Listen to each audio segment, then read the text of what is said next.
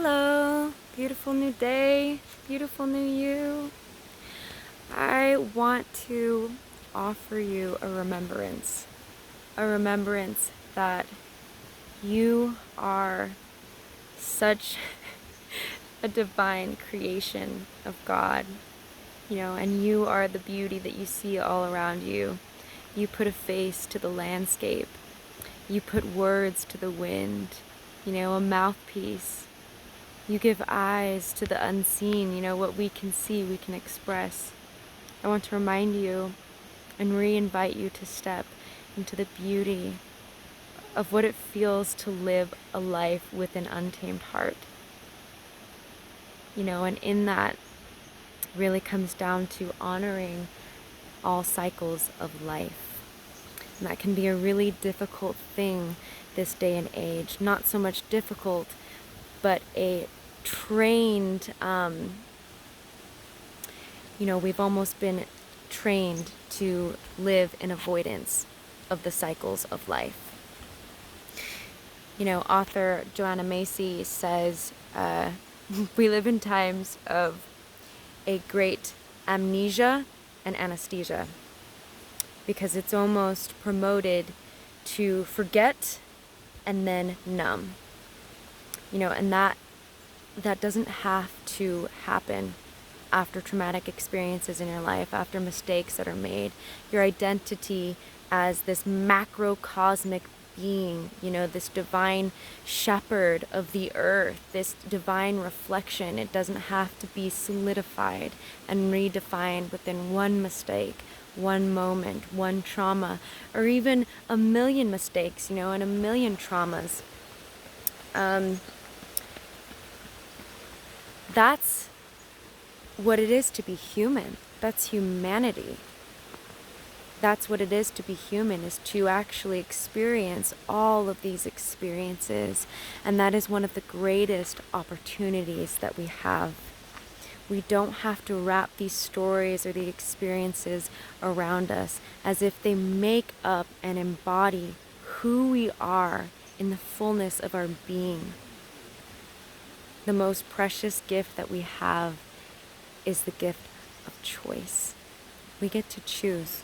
We get to choose what to emanate, what to promote, what to exude, what to take on, what to carry, what burdens are ours. But one thing I would like to bring your attention to is just attention itself, because that's often the thing that we forget to give to every aspect of our lives. Those things can be really scary. The traumatic experiences, the mistakes, unresolved issues, the unhealed wounds, the inner child. They can seem so daunting to go to those places alone and to give them love and attention. But that's really what it requires. It requires a depth of beingness. They require your attention. Not in a way that festers the wound, or gives power to the darkness of it, but in a way that where light shines, the shadow will be illuminated. That's what that is, learning to shine that godlike light, learning that we are the light of the world, and in that we are the light of our lives. We are given that opportunity to rewrite and redefine what it is to be human, what it is to tell our stories, what that looks like, what that feels like. I've been going through such a deep grieving process, and the word grief is such a darkened term, I think, when so many people think about it.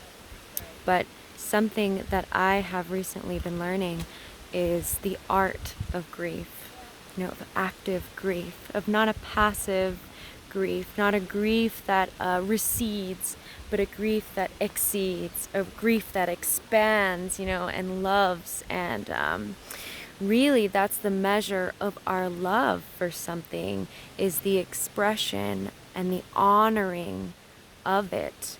And that's often where we create blockages within our lives, is where parts of our lives, aspects, regrets, guilt, trauma, or people that we love go unhonored.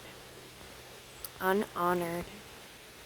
You know, my sister's funeral, you know, it's so heartbreaking to think of, but you know, in the West world, we have one day for a funeral, you know, and then oftentimes people even feel uncomfortable with saying their name, Gabrielle, you know, or seeing their picture, you know, Gabrielle, Gabrielle, Gabrielle, but I'm going to say her name, you know, because when I hear it, it actually sings like bells. It's like music to my heart that's awakening me to this deeper interconnectedness and restoration of my soul and my heart, and what it is to see God in all things and in all moments, you know, and in all presence and passing.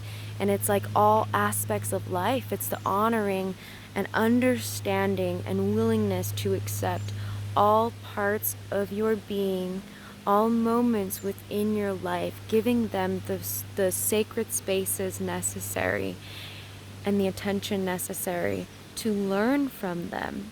Because that's why we're here.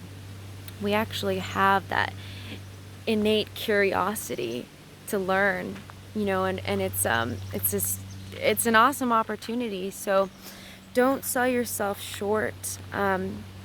If you feel like you are really struggling with experiencing feelings of lack, of distrust, of disharmony within your life, of not knowing how to express yourself, if you struggle with anxiety, if you struggle with addictions, you know, I am 100% here for you if you feel the call to reach out. A good friend of mine said that oftentimes things, places, people will come into your life as a call to rise. And I love looking at it that way. I know that in my life, I look at things as great tests, right? And it's not like you want to walk through your life like not being present, thinking everything is a test, but looking at things as an invitation. You know, everything is an invitation and everything is an agreement. So if you feel the desire to rewrite your story, to let go, to shed, you know, to shed off the old versions of you that you no longer want to hold on to, you know, stop digging up graves, stop holding on to dead things. You know, it's like, it's the great restoration of the expression of your spirit. And that starts with honoring every part of your spirit and no longer putting aspects of your true self behind walls, behind doors, boxed in, thinking you can carry it alone, you know, wanting to only share once you're this perfect prime version of who you are. These are all false projections and perceptions that really aren't ours to be had. So if you feel the call, you know, if you just need someone to talk to, if you need a helping hand, if you want to join me in an apprenticeship, I myself am going through daily practices to basically restore, you know, what it is to be human and what it is to express my soul, my creativity, my heart, and what that looks like, what that feels like after the death of my sister in a way that is going to promote my life and her life. You know, that's one of the most sacred things I've been tuned into is she lives. You know, like she lives through me, through my decisions, through my joy, through my children, through I help, through you know, through the way I touch people. She lives through my essence, my soul, my light line, my bloodline. You know, all of it is asking for a deep honor, a deep understanding, because in that we can come to really know what is true for us. So if you need help, just coming out of your shell, stepping into what it feels like to be alive in your skin, like if you need that revival, if you need that heart again, I'm all about it. I'm here. Like, this is what I'm out here doing is really reconnecting to my childlike way of being, my curiosity, my heart, my love, forgiveness, acceptance. And it does require work.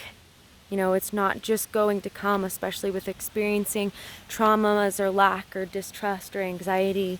It's not just going to one day show up at your doorstep. It's going to require your agreement to it. And that's really what it is bringing your attention to those parts, bringing the honor to those parts of your life that need refinement, that need attention, that need love. It's going to require a level of desire of heart, you know, and willingness, because everything is an invitation, it is an agreement. So let's break what you no longer agree to.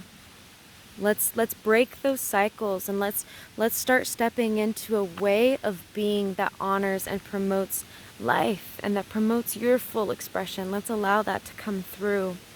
You know, and it can be daunting to want to walk through those old experiences, those shadow sides, those unloved places, or even like current habits, you know, to be able to walk through those. So the beauty is, this is why we're here. This is why we're not alone. We are so interconnected. You know, that's what we need. We need an interdependence with one another. You know, that's what all of nature is showing us. That's what God has created within us.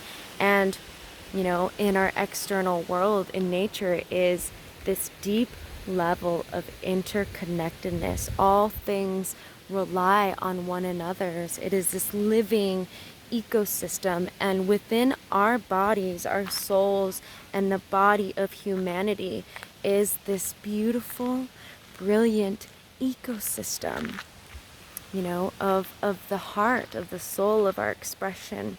And I will tell you one very important thing before I check out is, or at least check in, because you don't ever really want to check out, but one thing that I would ask you to consider within your life when we go through these deep practices, I'm really going to offer you a deep analysis of your soul, of your life lived, of your habits, and just go into a deep, honest place so that we can then choose what we want to honor and what we want to bring forth in our lives. But, you know, another thing to consider is your interconnectedness. You know, is that life is so connected, and that a lot of our traumas and our trials, if you do just have the bravery, you know, to reach out or to share, you'll realize that so many hearts, you know, so many souls, so many bodies struggle the way that you struggle, and in that you'll realize that it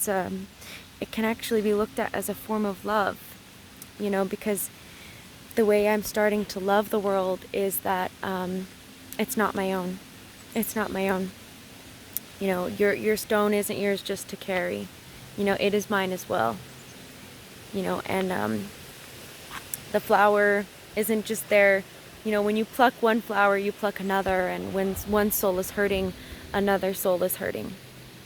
And that is a really beautiful way to start experiencing life, because that's going to bring you into the heart space of empathy, of being empathic, being able to empathize with everything around you and with the people around you. So if you're struggling with going there, if you feel like it's a little bit daunting, if you just want some extra guidance, if you want, you know, a listening ear, if you want some in-depth practices, reach out. I would absolutely love to be a light, to shine some light, to shed some light, to shed some tears. Oh my gosh, tears are the living water. Like, it's the salt of the earth, you know, like the seas are salty, and your tears can be so cleansing, and that's part of really stepping into honoring your full humanity, is every single expression, you know, even the tears. And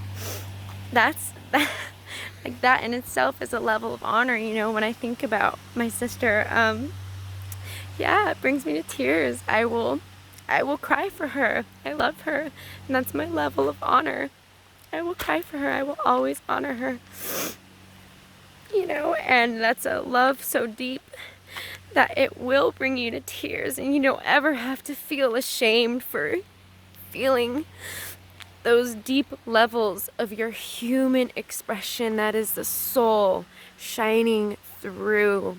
So if you feel called to reach out to me, if you need any guidance, man, if you just need a friend, you know, if you need somebody to walk there with you, to go there with you, to the pilgrimage of the deepest reaches of your soul, let's go there. Let's go there. Let's learn what it feels like to live from your heart, you know, to realize that you are not alone. All right? Let's go there. Okay. I love you. I hope you feel loved.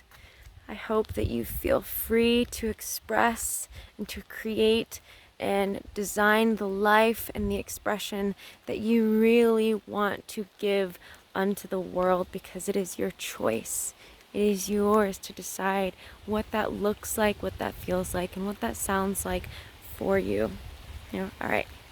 I love you, and life is beautiful, so are you.